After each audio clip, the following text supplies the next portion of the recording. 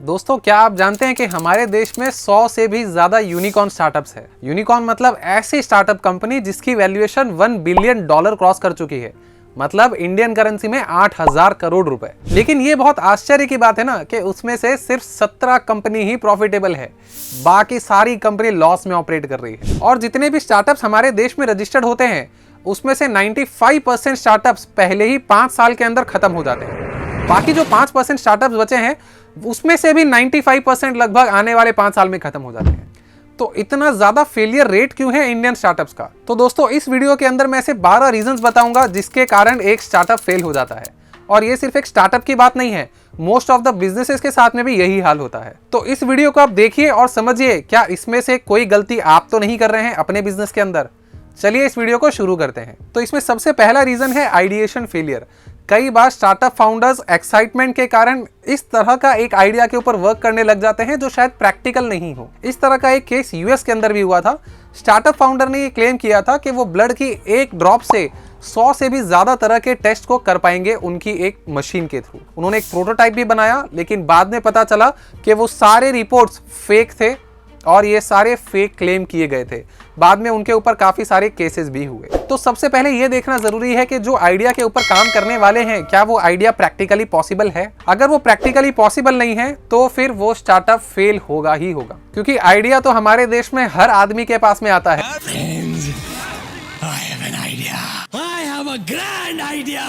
लेकिन हर चीजें practically possible नहीं हो पाती। सेकंड, इसके अंदर सबसे बड़ा रीजन है प्रोडक्ट मार्केट फिट। कई बार ऐसा होता है कि हम लोग एक प्रोडक्ट मतलब एक टेक्नोलॉजी, एक सर्विस, कुछ भी चीजें एज अ स्टार्टअप लॉन्च कर देते हैं, लेकिन उसका प्रोडक्ट मार्केट फिट ही नहीं मिलता। प्रोडक्ट मार्केट फिट मतलब कि कस्टमर को उस चीज की जरूरत ही नहीं है, या फिर जिस प्राइस पॉइंट पे हम उस प्रोडक्ट को बेचने की कोशिश कर रहे हैं उस प्राइस पर कोई खरीदने के लिए ही रेडी नहीं है। तो इस चीज को कहा जाता है कि ये प्रोडक्ट मार्केट के लिए फिट नहीं है। ऐसे बहुत सारे स्टार्टअप्स होते हैं जो इस स्टेज के ऊपर फेल हो जाते हैं। थर्ड, इसके अंदर इंपॉर्टेंट पॉइंट है बिजनेस मॉडल सही नहीं होना। कई बार स्टार्टअप फाउंडर्स ऐसे बिजनेस मॉडल के ऊपर काम कर रहे हैं जो कि लॉन्ग टर्म में शायद प्रॉफिटेबल ही नहीं हो सकता। मतलब उनके पास में वो आइडिया ही नहीं है कि कस्टमर से पैसा किस तरीके से निकाला जाएगा। शुरुआत के अंदर तो कोई भी टेक्नोलॉजी, कोई भी स्टार्टअप वो लॉन्च करते हैं और उसको डिस्काउंट दे देकर कस्टमर को एक्वायर करते हैं। लेकिन जैसे ही कंपनी डिस्काउंट देना बंद कर देती है वैसे ही उसके पास से कस्टमर धीरे धीरे जाने लगते हैं। और ये एक बहुत बड़ा रीजन हो जाता है इंडियन स्टार्टअप इकोसिस्टम के अंदर फेलियर स्टार्टअप्स का, क्योंकि इंडियन लोगों की बहुत सिंपल थिंकिंग है। जब तक लोगों को सस्ते रेट में सामान मिलता रहेगा तब तक वो खरीदते रहेंगे। जैसे ही उसकी प्राइस इंक्रीज हुई तो कस्टमर्स उस चीज को छोड़ देंगे। और बहुत सारे स्टार्टअप्स इसी कारण से फेल हो जाते हैं, क्योंकि इनिशियल लेवल पर तो उन्हें एंजल इन्वेस्टर्स या वीसी कंपनीज मिल जाती है जो उनको फंड प्रोवाइड करती है और उसी पैसों को इस्तेमाल करके वो लॉस में काम करते होते हैं। लेकिन जब वो पैसा ही खत्म हो गया तो कस्टमर को डिस्काउंट नहीं दिया जा सकता और इनडायरेक्टली कंपनी को बंद करना पड़ता है। हमारे देश में अभी ऐसे कुछ स्टार्टअप्स हैं जो कि इसी कगार के ऊपर है। हो सकता है वो आने वाले कुछ ही महीनों या साल के अंदर बंद हो जाए। नेक्स्ट एक इंपॉर्टेंट रीजन है फियर ऑफ फेलियर। बहुत बार स्टार्टअप फाउंडर्स को यही डर लगा रहता है कि हमारा स्टार्टअप कहीं फेल ना हो जाए, जिसके कारण वो स्ट्रॉन्ग डिसीजन ले नहीं पाते। कई बार कंपनी के अंदर ऐसे स्ट्रिक्ट डिसीजन लेने की जरूरत पड़ती है जिससे कंपनी की जो ऑर्गेनाइजेशनल स्ट्रक्चर है, जो ऑपरेशनल बिहेवियर है, वो सब कुछ बदल जाएगा।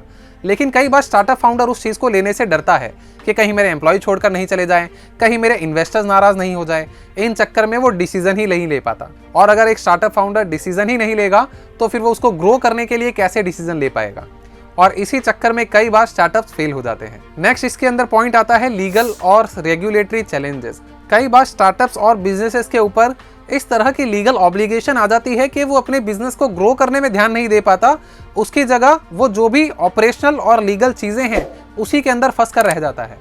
एग्जाम्पल के लिए, अगर किसी एक पर्सन को अपना कोई प्रोडक्ट एक स्टेट से दूसरे स्टेट के अंदर भेजना हो, अब चाहिए उसने नया बिजनेस ही शुरू क्यों ना किया हो, लेकिन उसके लिए उसको जीएसटी नंबर लेने की लीगली रिक्वायरमेंट है। अब अगर लीगली उसको जीएसटी नंबर लेना पड़ रहा है तो हर महीने उसको जीएसटी रिटर्न भरना पड़ रहा है, उसके बारे में उसको अवेयरनेस नहीं है, किसी लीगल प्रोफेशनल को उसको पैसा देना पड़ रहा है। इस तरह की बहुत सारी चीज़ें एक नॉर्मल बिजनेसमैन को भी झेलनी पड़ती है। अगर ईज ऑफ डूइंग बिजनेस की बात करें तो इंडिया दूसरे नेशंस के कंपैरिजन में बहुत पीछे है इसके अंदर। मतलब कितनी आसानी से आप एक बिजनेस को रजिस्टर्ड कर सकते हो और उसको आसानी से शुरू कर सकते हो। सिंगापुर इसके अंदर टॉप 5 के अंदर आता है नॉर्मली। सिंगापुर के अंदर अगर एक किसी को कंपनी रजिस्टर्ड करनी हो तो 1 दिन के अंदर हो सकती है, यहाँ पे शायद 15-20 दिन 1 महीना तक भी लग जाता है। और कई बार गवर्नमेंट अपने जो भी पॉलिसीज होती है उसको इन बिटवीन चेंज कर देती है, जिसके कारण एक कंपनी को अपना पूरा बिजनेस मॉडल ही बदलना पड़ जाता है। नेक्स्ट रीजन है इसके अंदर टीम मैनेजमेंट। बहुत बार क्या होता है ना, स्टार्टअप्स के अंदर जो भी इनिशियल फंड आता है वो एंजल इन्वेस्टर्स या वीसीज फंड से आता है नॉर्मली। अब पैसा किसी और का लगा हुआ है तो कई बार स्टार्टअप कंपनीज, अगर कोई टेक कंपनी है तो बहुत ही ज़्यादा पैसा दे करके वो किसी टेक एम्प्लॉय को हायर कर लेते हैं, जिसके कारण देखा जाए तो पूरी इंडस्ट्री के अंदर टेक के एम्प्लॉयज़ की जो कॉस्ट होती है, मतलब जो उनकी सैलरीज होती है, वो बहुत ज़्यादा हो जाती है, जो कि पिछले हम लोग 2-3 सालों से देखते आए हैं। और जिसके कारण आज के टाइम पे बड़ी बड़ी कंपनीज जैसे कि फेसबुक, गूगल, माइक्रोसॉफ्ट, ये सब बहुत सारे टेक एम्प्लॉयज़ को निकाल रही है, क्योंकि कोविड के टाइम पे बहुत सारे लोगों को हायर कर लिया था और अभी उन लोगों की उतनी ज़रूरत नहीं है। सेकेंड थिंग क्या होता है ना कि आज के टाइम पे किसी एम्प्लॉय की सपोज सैलरी है 1 लाख रुपए, अगर उसको 1,10,000 कहीं और मिल रहा होगा तो वो तुरंत इस कंपनी को छोड़ करके दूसरी कंपनी में चला जाएगा। Diksha, why did you leave your previous job? I need more money. तो अगर टेक टीम ही स्टेबल नहीं होगी तो कोई टेक प्रोडक्ट कैसे बिल्ड कर पाएगा या फिर उसको कैसे प्रॉपर तरीके से रन कर पाएगा। तो टीम मैनेजमेंट एक बहुत बड़ा चैलेंज आता है एक स्टार्टअप के अंदर। नेक्स्ट इसके अंदर इंपॉर्टेंट रीजन है फेलियर का, पिवट करने से डरना।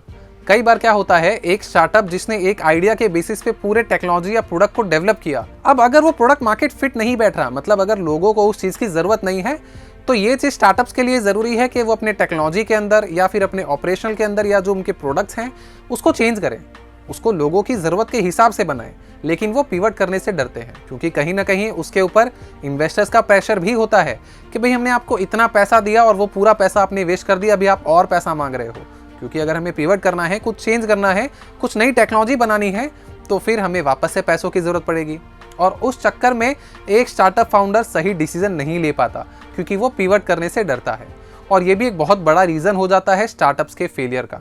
बहुत बड़ी बड़ी ऐसी कंपनीज हैं, जैसे कि हम लोग ओयो की बात करें, उन्होंने भी अपने इनिशियल फेज के अंदर कंटिन्यूअसली पिवट किया था।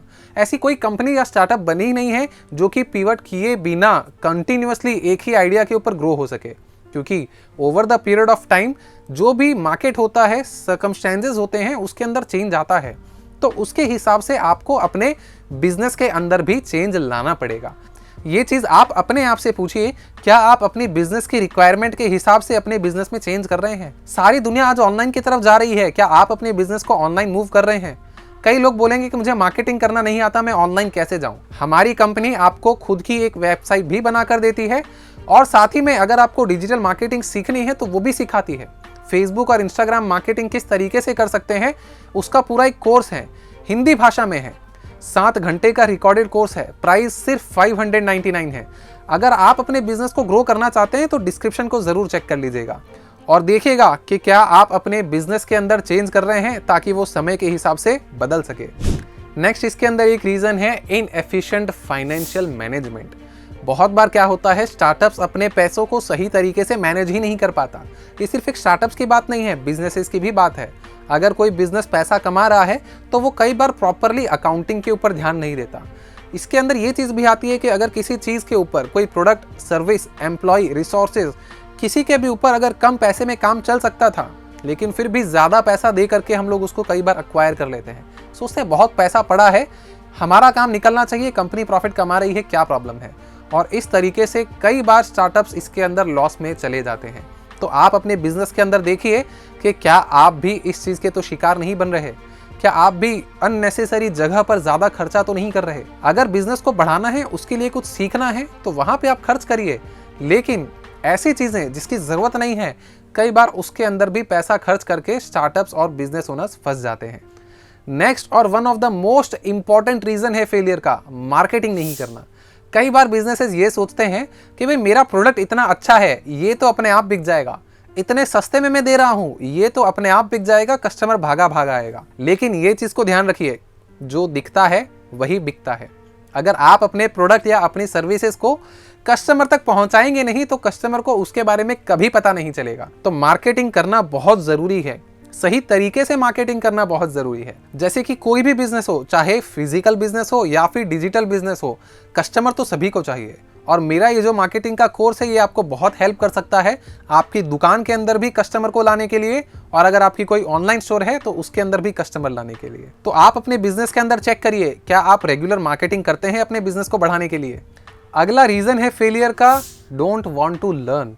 बहुत बार ऐसा होता है कि लोग सीखना ही नहीं चाहते। उनके सामने बचपन से जो चीजें चली आ रही है या फिर उन्होंने अपने कंफर्ट जोन के अंदर हमेशा से जो चीजें की है वो उसी के ऊपर लगे रहते हैं। एग्जाम्पल के लिए, जैसे आप बहुत सारे यूट्यूब वीडियोस देखते हैं, मेरे भी देखते हैं, तो इसके अंदर नीचे आपको जो इंग्लिश में जो सबटाइटल्स दिखते हैं ये पहले मैन्युअली किया जाता था, लेकिन अभी टेक्नोलॉजी आ गई है, ये सारा काम 5 मिनट के अंदर अपने आप AI कर देता है बड़ी ही आसानी से।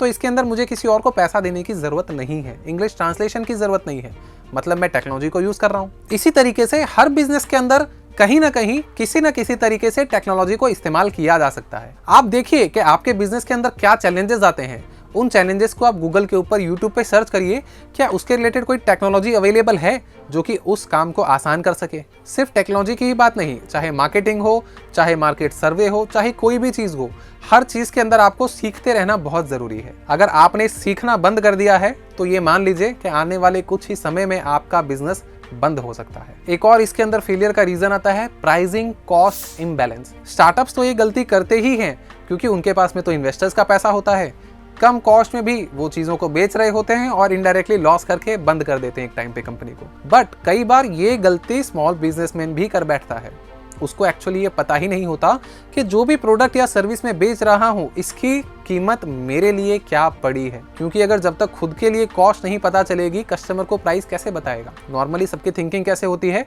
कि भाई ये प्रोडक्ट मैं 100 रुपए में बना रहा हूँ, 150 रुपए में बेच रहा हूँ, मतलब 50% मुझे मार्जिन मिल रहा है। लेकिन वो ये नहीं देखता कि इसके लिए मैंने एक शॉप ली है तो मेरा यहाँ पे रेंटल एक्सपेंसेस हो गया, electricity, water, other overhead expenses ये सब लग रहे हैं, और सबसे इंपॉर्टेंट अपना खुद का खर्चा। ये तो एक व्यापारी कभी गिनता ही नहीं है कि भाई अगर मैं ये काम करके महीने का 50,000 रुपए कमा रहा हूँ, अगर मैं ये काम छोड़ करके दूसरी जगह जाता वहां पे मैं 70,000 रुपए कमा सकता था।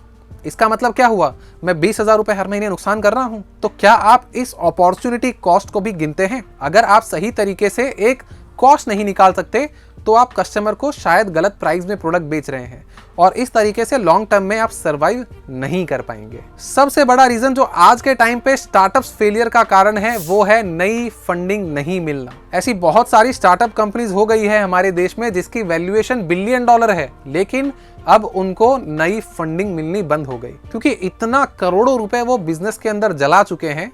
जलाना ही कहूंगा मैं, प्रॉफिट कमा के नहीं दिया, तो फिर नए इन्वेस्टर्स अब उसको मिलना मुश्किल हो जाते हैं। अब क्योंकि उसके पास में 3, 4, 6 महीने का ही पैसा बचा है, अब वो स्टार्टअप कोशिश करता है कि किस तरीके से अपने कस्टमर से पैसा निकालने के लिए सोचे। उसके चक्कर में कई बार स्टार्टअप कंपनीज अपने जो डिस्काउंट दे रही है उसको बंद कर देती है, प्राइसिंग बढ़ा देती है, बहुत सारे चेंजेस ला देती है, और कुछ ही समय में अगर उसको पैसा नहीं मिला तो फिर वो कंपनी शट डाउन हो जाती है। इंडिया के अंदर ऐसी काफी सारी कंपनीज है जिसको मैं ज़ॉम्बी स्टार्टअप्स कहूंगा।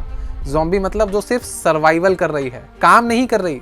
हो सकता है आने वाले कुछ ही समय में ऐसा देखने मिले कि इंडिया के अंदर काफी सारे स्टार्टअप्स बंद हो जाएं। तो ये मेजर रीजन थे इंडिया के अंदर एक स्टार्टअप्स या बिजनेस के फेलियर का। इस वीडियो को लाइक और शेयर करिए उन सभी लोगों के साथ में जो कि स्टार्टअप्स की दुनिया के बारे में अवेयर होना चाहते हैं, या फिर वो अपना खुद का एक बिजनेस कर रहे हैं और आपको लगता है कि शायद उनसे भी इसी तरह की कोई गलती अपने बिजनेस के अंदर हो रही है। साथ ही में मेरे इस चैनल को सब्सक्राइब कर लीजिए ताकि इसी तरह के पावरफुल वीडियोस मैं आपके लिए लाता रहूं। अगर आपको ये वीडियो पसंद आया है तो मैं आपको रेकमेंड करूंगा कि मैंने मीशो के ऊपर एक डिटेल केस स्टडी बनाई है, वो भी आपको जरूर पसंद आएगा, उसको आप यहाँ पे चेक कर सकते हैं। जय हिंद, वंदे मातरम।